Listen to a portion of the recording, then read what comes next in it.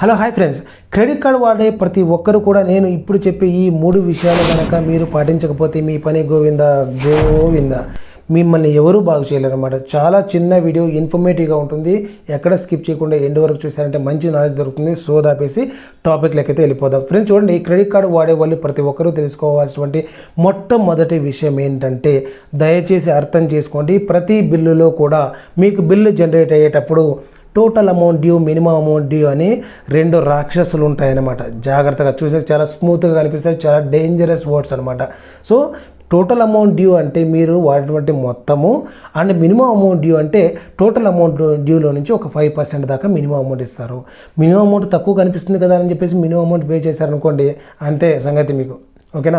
So దయచేసి ఎవరు కూడా మినిమం అమౌంట్ అనేది పే చేయకండి, టోటల్ అమౌంట్ అనేది పే చేయండి.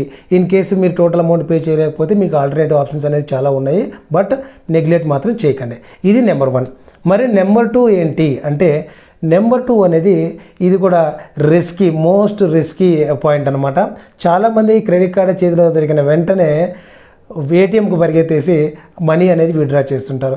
ఈ క్రెడిట్ కార్డు మనీ ఏటీఎంలో విత్డ్రా చేసిన తర్వాత మనీ సౌండ్ వినిపిస్తుంది, చాలా మనీ క్యాష్ డిస్పెన్స్ అయ్యే సౌండ్ వినిపిస్తుంది. చూసారా, అది ఎంత సమ్మగా ఉంటుందో.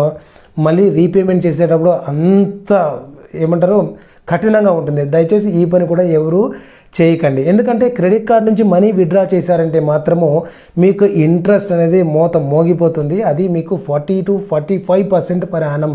మీరు అంతేకాకుండా అదేంటి సార్, నాకు ఆల్రెడీ 50 days ఉంది, నెక్స్ట్ మంత్లో పే చేసుకుంటా బిల్ అయిన తర్వాత డ్యూ డేట్ లోపు అని చెప్పేసి చాలామంది మహానుభావులు అనుకుంటుంటారు. అది ల్యాక్ ఆఫ్ నాలెడ్జ్. అర్థమైతే చేసుకోండి. సో మీరు మనీ అయితే విత్డ్రా చేయకండి క్రెడిట్ కార్డ్ నుంచి. అది చాలా డేంజరస్ అండ్ రిస్కీ డెసిజన్ అని చెప్పి చెప్తాను అనమాట. 2 అయిపోయి సార్ 3వ చెప్పండి అని అడుగుతున్నారా?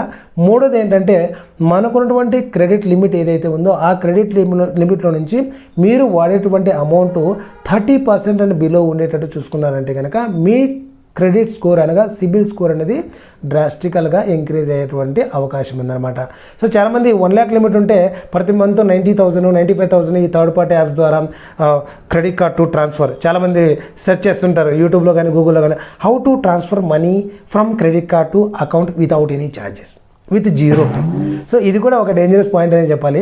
దాని ద్వారా మీకు ఎక్స్ట్రా ఛార్జెస్ రిక్వైర్మెంట్ ఉంటే మనం ఏం చేయలేము, బట్ కాకపోతే మీకున్నటువంటి అమౌంట్లోనే మీరు అడ్జస్ట్ చేయడానికి ప్రయత్నించండి. ఎందుకంటే క్రెడిట్ కార్డ్ పైన ఒకసారి డిపెండ్ అయ్యారంటే కనుక క్రెడిట్ కార్డ్ అనేది చాలా డేంజరస్ అనమాట. ఒక గ్యాంబ్లింగ్ లాగా వాడుతూనే ఉంటారు. క్రెడిట్ కార్డు ఉంది కదా అని దాన్ని ఎంతవరకు వాడాలో అర్థం చేసుకోండి.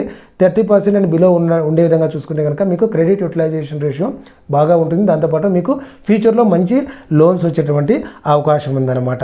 మీకు క్రెడిట్ కార్డ్ ఏదైనా నెక్స్ట్ మీరు ఇలా యూస్ చేస్తూ ఉంటే కనుక credit card upgrade, credit card enhancement, limit ఇలాగా వస్తూ ఉంటాయన్నమాట. సో ఇది ఫ్రెండ్స్ ఇవాళ మన అప్డేటు. వీడియో చాలామందికి యూజ్ అవుతుంది అనుకుంటున్నాను. ఈ వీడియోకి నేను ఇచ్చేటువంటి లైక్స్ టార్గెట్ కేవలం 30. ఇమ్మీడియట్గా అయితే లైక్ చేయండి.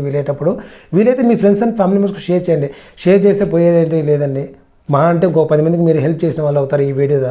అది ఇన్ఫర్మేటివ్ వీడియో కాబట్టి మరిన్ని అప్డేట్స్ కోసం నా ఛానల్కి సబ్స్క్రైబ్ అవ్వడంతో పాటు నా ప్రీవియస్ వీడియోస్ ఒకసారి చూడండి. మీకంటే ఒక క్రెడిట్ కార్డు గురించి మంచి నాలెడ్జ్ దొరుకుతుందని చెప్పేసి నా అభిప్రాయం. ఎందుకంటే నేను దాదాపు 8 to 9 years నుంచి క్రెడిట్ కార్డు వాడుతూ క్రెడిట్ కార్డ్ డిపార్ట్మెంట్లో వర్క్ చేస్తూ ఉన్నాను కాబట్టి క్రెడిట్ కార్డు గురించి ఇంత ఇదిగా మీకు చెప్పగలుగుతున్నాను. So see you in the next video. Till then take care, bye.